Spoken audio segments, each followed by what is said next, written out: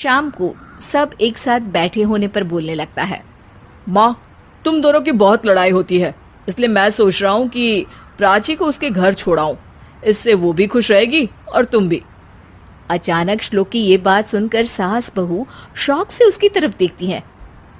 अरे ऐसे कैसे घर छोड़ाओगे? मुझे कहीं नहीं जाना। अरे तुमने बोला नहीं पर मैंने सुन लिया। तुम्हें मम्मी के साथ रहना अच्छा नहीं लगता, मुझे पता है। अरे वाह, अरे जब बहू खुद कुछ काम बोले तो वो तुझे सुनता नहीं, और अब जो इसने बोला ही नहीं वो तू समझ गया। जब उसे नहीं जाना तो फिर जबरदस्ती क्यों कर रहा है? अच्छा, फिर आपको मौसी के घर छोड़ाता हूँ।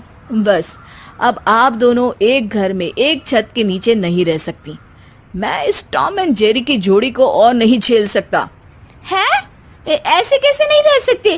तुम्हें इतनी दिक्कत है तो तुम्हारा बोरिया बिस्तर पैक कर देती हूँ, लेकिन मम्मी जी कहीं नहीं जाएंगी। बिल्कुल यही सुनना था मुझे। अगर दोनों में इतना ही प्यार है फिर हर वक्त ये लड़ाई का नाटक क्यों करती हो? देखा मैंने कैसे माँ किचन में दूध रखती है और तुम उनके लिए कमरे में नाश्ता रखती हो, और कैसे वो पहले ही तुम्हारी दिक्कत समझकर घर में पैसे रखकर बाहर जाती है। अरे भाई, इतना ड्रामा तो डेली सोप में भी नहीं होता जितना तुम दोनों ने इस घर में फैलाया हुआ है।